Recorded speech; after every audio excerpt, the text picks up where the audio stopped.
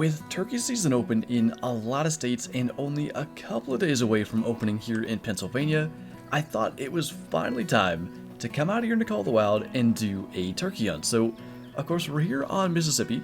This map is the only one that has the eastern turkeys, which is what I would hunt in real life. And we've got the whole setup. We've got the crow caller to try to get responses from the gobblers and try to locate them that way. Naturally, we do have the diaphragm caller to call them in. And we also have the decoys, hen and gobbler decoys, just to maybe increase the chances of actually getting some of them to strut. I think they do help maybe in distracting them as well from seeing you. I'm not certain of that. I know it works that way in Classic, but I wanted to try it in Call of the Wild. I've done it in Classic for a lot of years.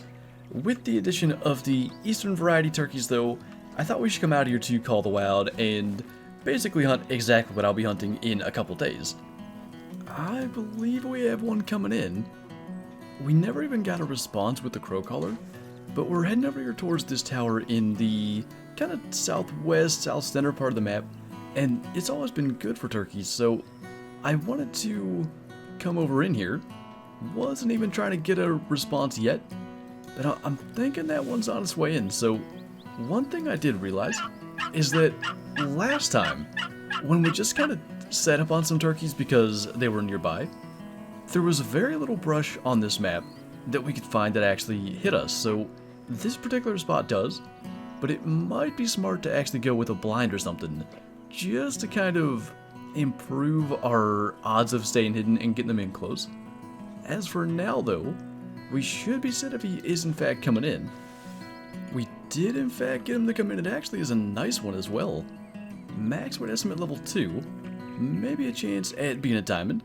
We'll try to let him get in here, getting close. Now, as I mentioned, the decoys, it seems, does kind of improve the chance that they might strut.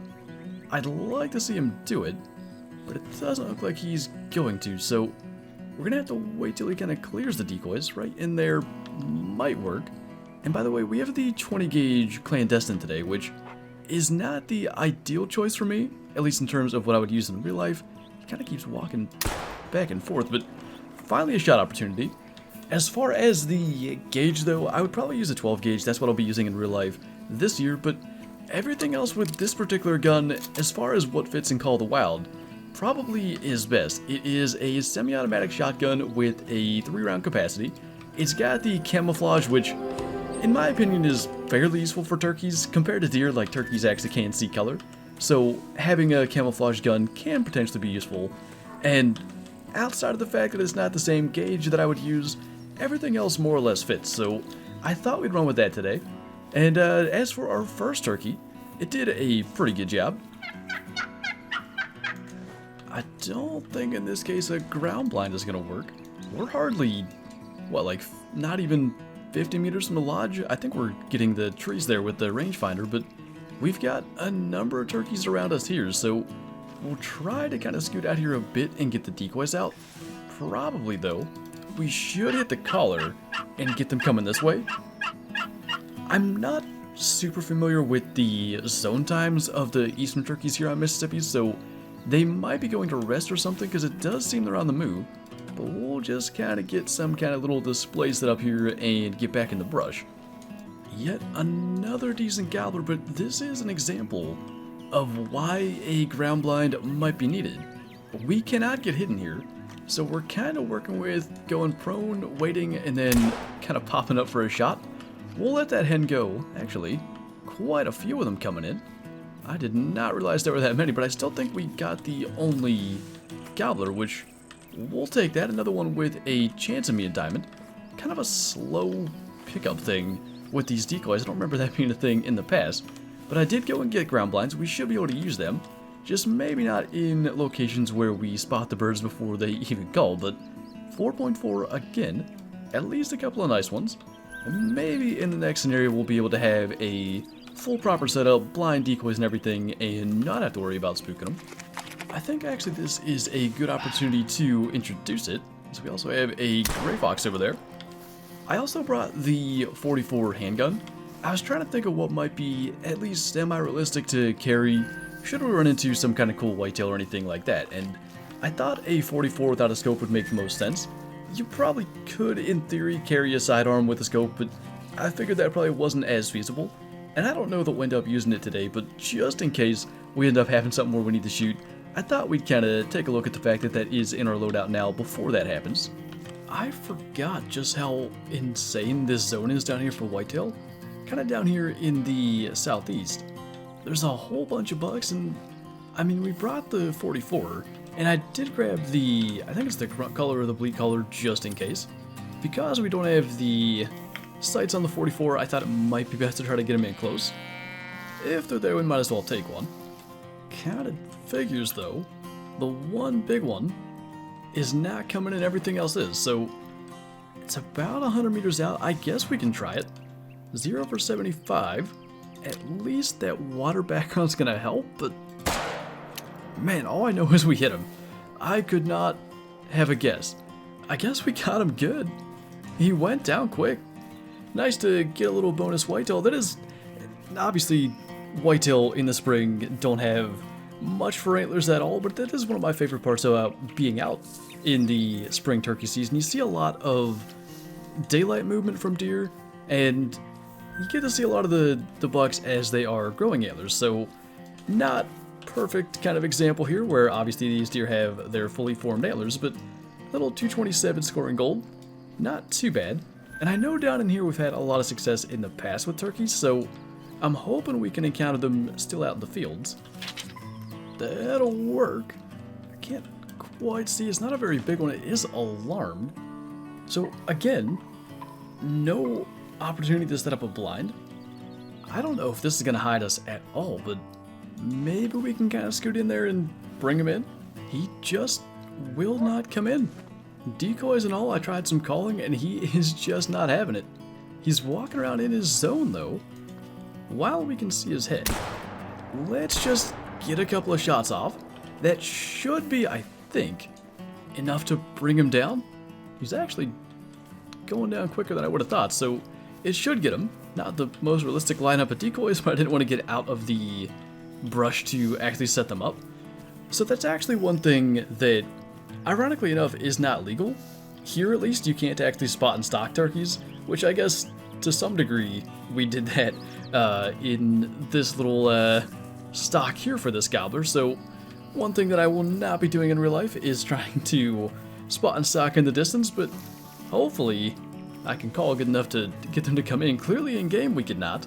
4.3 for that guy, so not much smaller than the Maxwell Decimal ones. 15 total hits at 70 meters. Can't complain, that's not too bad. This time we don't even need to worry about a collar. Another whitetail buck out here nervous. There was a mating call from a gobbler. Was that like an insta drop, by the way? Because it was weird looking animation, but I've been sitting here calling and I am not getting any responses whatsoever, so I'm not sure what the situation there was. That may well have been an insta drop, double lung, liver, and stomach there. Not quite big enough to be a gold, 191.3 silver though. And I don't know, maybe we can get the tracks of that gobbler and figure out what happened. I'd say we have our answer. Now, in all likelihood, he spooked when we shot the whitetail, although he's very quickly coming back if that is the case. So maybe he had fled and is just now kind of coming back, but before we end up spooking him, although we're actually, interestingly enough, fully hidden here, the brush and cover on Mississippi is so odd. Now, I guess he's just going back the other way. Before he gets too far, we'll go ahead and take him. Actually tried to fire a second shot and didn't have any others in the chamber, so that is not going to work, but one shot was enough to bring him down. Another 911 kg gobbler, and that one is a diamond at 4.6. Honestly, kind of glad that we only shot him once, only because I guess that's a more ideal scenario in real life, and that is the one. 630 meter track distance. Go figure. Now, we don't have many Easterns in the Trophy Lodge, but the one that we do have was a level 3 diamond, probably bigger than this, and we don't have a lot of space for more turkeys in there, so we may end up in the second lodge. And that actually is something that I wanted to mention at some point in this hunt. Just kind of have been distracted with trying to get set up on gobblers and all that. I've seen a couple of leucistic hens in multiplayer. In both cases we actually crashed and didn't end up getting them. A leucistic gobbler would be amazing. Any kind of rare Eastern, actually, is definitely something I'd love to add to the lodge, or a higher scoring diamond.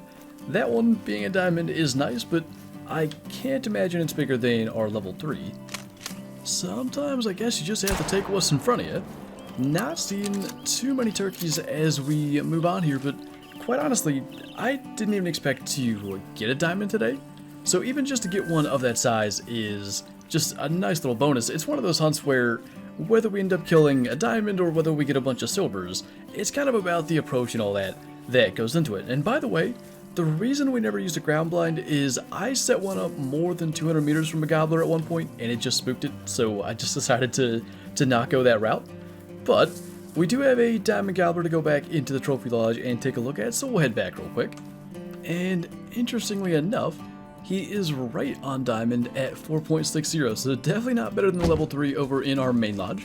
And this was just a 4.1 light brown from the Merriam turkeys. Now, at the time that we shot it, it actually would have been a little less common than they are now, but I mean, we've got a light brown there, we've got light browns all through the lodges, so I thought we'd put the diamond Eastern here instead, but that's pretty cool. I'm not so sure I'll be killing what would be considered a diamond turkey in real life, but maybe that'll be a good sign. If you guys caught the real life turkey hunting videos last year, you may recall the struggles that went into that, so hopefully we can do a little bit better, and I'm just crossing my fingers that maybe this is a good sign for things to come there. But anyway, that is going to do it for this video, so thank you guys for watching, and I'll see you next time.